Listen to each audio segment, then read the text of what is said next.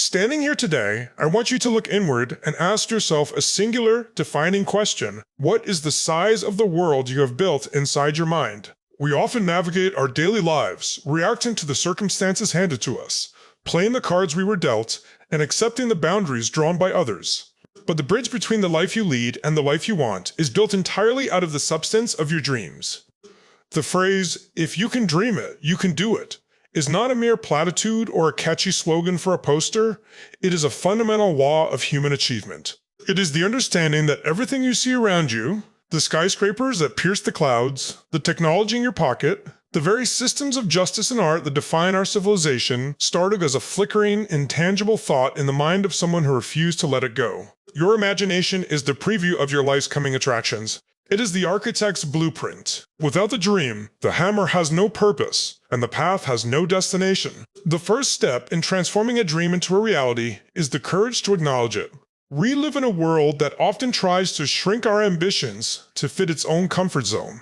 People will tell you to be realistic, to be practical, and to keep your feet on the ground. But if everyone stayed on the ground, we would never have reached the stars. To dream is to be defiant. It is an act of rebellion against the status quo. When you allow yourself to envision a version of your life that does not yet exist, you are essentially making a claim on the future. You are saying that the current version of reality is not enough. This vision is your internal compass. However, the reason many people stop at the dreaming phase is that they mistake the dream for a destination rather than a starting point. They see the summit of the mountain and feel inspired, but they forget that the mountain must be climbed one grueling step at a time. The power of the dream is not just in the what, but in the why. Your dream must be so deeply rooted in your identity that the thought of not pursuing it feels like a betrayal of your soul. You must understand that the capacity to conceive of a goal is biological proof of your potential to achieve it. Your mind does not waste energy generating vivid, persistent desires for things that are completely outside the realm of your possibility. If the seed is there, the soil is capable of sustaining it. But the gap between the dreaming and the doing is where most people lose their way. This gap is filled with doubt, fear, and the paralyzing weight of how we often kill our dreams before they even breathe because we cannot see the entire road ahead. We want a map with every turn marked and every pitfall identified. But the dream doesn't work that way. The dream gives you the destination, and the doing reveals the path. You don't need to see the whole staircase, you just need to take the first step. That first step is an act of faith, not necessarily religious faith, but faith in your own resilience and your own ability to figure it out as you go. The doing part of this equation is where your character is forged. It is easy to be motivated when the sun is shining and everyone is cheering for you. But the true test of your dream is how you handle the silence, the rejection, and the moments when you are the only person who believes in your vision. This is where the dream transitions from a fantasy into a mission. You have to be willing to be misunderstood for long periods of time. You have to be willing to look foolish. Every great innovator was called crazy until they were called a genius. The difference between the two is simply the persistence to see the dream through to its conclusion. You must cultivate a mindset that views failure not as a wall, but as a data point. Failure is simply the universe's way of refining your strategy. If you can dream it, you have the internal hardware to process the challenges that come with it. You are not given the vision without the strength to carry the burden. As you move forward, you must protect your dream with a fierce intensity. Your environment will either feed your dream or starve it. If you surround yourself with people who have no vision, they will eventually convince you that your vision is a hallucination. You need to find the doers, the people who are already in the arena, getting dusty and bruised. But even more importantly, you must master the internal dialogue. The loudest voice you hear is the one inside your own head. If that voice is constantly whispering, "What if I fail?" or "Who am I to do this?" you must train it to ask, "What if I succeed?" and "Who am I not to do this?" Your dream is a gift, and leaving it unopened is the greatest tragedy you could endure. It is not about the accolades or the wealth. It is about the person you become in the process of chasing that dream. But doing changes you. It stretches your limits, breaks your old shells, and forces you to grow into the version of yourself that is capable of holding the dream once it arrives. The bridge of doing is built with the bricks of discipline. Motivation might get you started on a Monday morning, but discipline is what keeps you working on a Tuesday night when you're tired and the results aren't showing up yet. To do what you've dreamed, you have to fall in love with the mundane. You have to love the practice as much as the performance. You have to love the process as much as the prize. If you want to be a writer, you must love the silence of the blank page. If you want to be an entrepreneur, you must love the stress of the problem solving. The dream is the why, but the doing is the daily grind. When you align your daily actions with your ultimate vision, you create an unstoppable momentum. You begin to move with a sense of purpose that people can feel when you walk into a room. You are no longer just drifting, you are a person on a mission. And the world has a way of making room for someone who knows exactly where they are going. Moving into the second phase of this journey, we must confront the reality of the struggle. To say if you can dream it, you can do it, is to accept a contract with adversity. The moment you commit to a vision, you are simultaneously inviting every shadow of doubt and every external obstacle to test the sincerity of your resolve. This is where the dream transitions from a beautiful mental image into a battlefield of will. Most people fail not because their dream was too big, but because their stamina was too small. They were in love with the idea of the result, but they were not prepared for the requirements of the transformation. You must understand that the resistance you face is not a sign to stop. It is the friction that creates the heat necessary to forge your character. Without resistance, there is no growth. Without the storm, there is no strength. The most dangerous obstacle you will ever face is the temptation to settle for good enough. When you start making progress toward your dream, the world will often offer you a comfortable exit ramp. You will find a level of success that is respectable, a position that is secure, and a life that is fine. This is the graveyard of greatness. The dream demands that you push past the plateau of comfort. It requires you to be restless in your pursuit of excellence. Doing the dream means having the courage to walk away from a good life so that you can build a great one. It means being willing to be the only one for a while, the only one working late, the only one studying, the only one staying true to a set of values that others have compromised. This isolation is not a punishment. It is a filtration process. It separates the hobbyists from the masters. We must also talk about the anatomy of failure. In the pursuit of a dream, failure is not an event. It is a teacher. If you are not failing, it is a sign that your dream is too small or your movements are too safe. To do it means to fail forward. It means taking the wreckage of a collapsed attempt and using those materials to build the next foundation. Think of the greatest achievers in history. The inventors whose first 1,000 attempts were ridiculed. The athletes who were cut from their teams. The leaders who were exiled before they were embraced. Their dreams didn't come true because they were lucky. They came true because they were the last ones standing. They outlasted the disappointment. They understood that a no from the world is just a question, how badly do you want this? Your answer cannot be verbal, it must be demonstrated through your persistence. Grit is the engine of the doing. It is the quality that allows you to keep your eyes on the horizon while your feet are mired in the mud.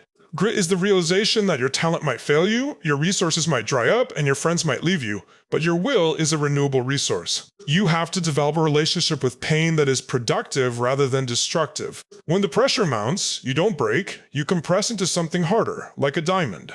This part of the journey is often lonely and unglamorous. It is the long hours of repetitive work, the constant refinement of your craft, and the willingness to do the things today that others won't do, so you can have the life tomorrow that others won't have. You have to become your own biggest fan and your own most demanding coach. As you navigate the obstacles, you must also learn the art of pivoting without losing your purpose. The how of your dream may change 100 times. The market might shift, technology might evolve, or your initial plan might prove to be flawed. A rigid mind will break under the weight of change, but a flexible mind will adapt. Doing it means being committed to the destination while remaining fluid about the route. Do not confuse your tactics with your mission. If one door closes, you don't give up on the house, you find a window, or you build a new door. This adaptability is what separates the dreamers who remain stuck in nostalgia from the doers who actually change the world. You must be a student of your own journey, constantly analyzing what works and discarding what doesn't, all while keeping the fire of the original dream burning in your chest. Furthermore, you must guard your energy.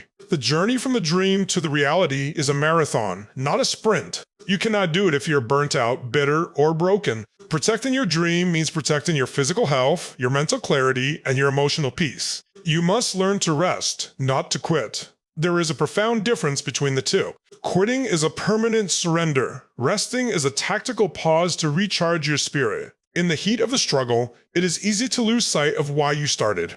You must create rituals that reconnect you to your why. Whether it is through meditation, writing, or simply standing in silence and visualizing the end goal, you must keep the dream vivid. If the dream fades in your mind, The doing will soon stop in your life. Finally, in this middle stage of the journey, you must embrace the concept of radical responsibility. You cannot do your dream if you are busy blaming the economy, your upbringing, or your critics. The moment you blame an external force for your lack of progress, you hand over your power to that force. To achieve the impossible, you must take 100% responsibility for everything in your life, including the things that aren't your fault. You may not be responsible for the obstacle, but you are responsible for your reaction to it. This shift in perspective is incredibly liberating. It means that if you are the problem, you are also the solution. It means that no one can stop you because no one gave you permission to start in the first place. You are the captain of the ship, and while you cannot control the weather, you can absolutely control the sails. As we enter this final stretch, we must contemplate the moment of arrival, the point where the dreaming and the doing finally merge into being. There is a profound transformation that occurs when a person finally stands on the ground they once only imagined. But let me tell you a secret that many who reach the summit discover. The fulfillment of the dream is not the end of the story. It is the birth of a new responsibility. When you prove to yourself and the world that what you dreamed could be done, you become a living testament to human potential. You become a beacon for those still wandering in the dark, wondering if their own visions are valid. Achieving your dream is the ultimate act of service to humanity because it expands the boundary of what is considered possible for everyone else. Your success provides the permission for others to stop playing small and start aiming high. However, the arrival is often different than we pictured. You will find that the most precious thing you've gained isn't the trophy, the title, or the bank account. The true prize is the person you became while you were fighting for it. You will look in the mirror and see a version of yourself that is seasoned, resilient, and deeply centered. You will realize that the doing was actually a process of shedding your insecurities, shedding your need for external validation, and shedding the limitations you once believed were permanent. The dream was the bait that led you into the furnace of growth. Now, standing on the other side, you possess a level of self-mastery that no one can ever take away from you. This internal sovereignty is the real achievement. You've learned that you are not a victim of your circumstances, but a creator of your destiny. As you stand in the reality of your accomplishment, you must also look toward the concept of legacy. A dream that only serves you is a small dream. A dream that serves the world is a destiny. To truly do it means to build something that outlasts your own physical presence. It means sowing seeds for trees whose shade you may never sit under. When you dream, dream of impact. Dream of how your success can open doors for the next generation. Dream of how your struggle can provide a map for the lost. The doing is an ongoing commitment to excellence that continues even after the initial goal is reached. The most successful people in history didn't stop once they reached their first milestone. They used that milestone as a platform to launch an even greater vision. The cycle of dream it and do it is infinite, because as you grow, your capacity to perceive new possibilities grows with you. There will be people who look at your finished product and call it overnight success. They will see the glory, but they will not see the thousands of hours of invisible labor. They will not see the tears shed in private or the moments you almost walked away. You must hold these memories as your most sacred possessions. They are the proof of your humanity. Do not be offended when people underestimate the cost of your journey. Instead, use it as an opportunity to teach. Tell the truth about the struggle. Be honest about the fear. By doing so, you make the path more accessible to others. You show them that you didn't have a superpower, you just had a dream and a refusal to quit. This transparency is what turns a successful person into a true leader. It bridges the gap between the extraordinary and the attainable. Now, as we conclude this call to greatness, I want you to look at the horizon of your own future. What is the one thing you have been hesitating to start? What is the vision that keeps you awake at night, whispering of a life that feels more authentic than the one you are currently living? That whisper is not a distraction, it is an invitation. It is your potential knocking on the door of your reality. You have the tools, you have the internal strength, and you now have the understanding that the only thing standing between you and that reality is the willingness to begin the doing. The world does not need more critics, more skeptics, or more people who play it safe. The world needs people who are alive with purpose. It needs people who are brave enough to dream in public and disciplined enough to work in private. Do not wait for the perfect moment, for perfection is a myth designed to keep you paralyzed. The conditions will never be exactly right.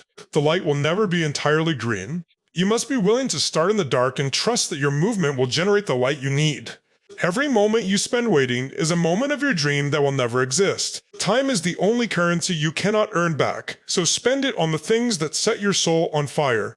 Remember that the greatest regret at the end of life is not the things we did and failed at, but the dreams we had and never tried to realize.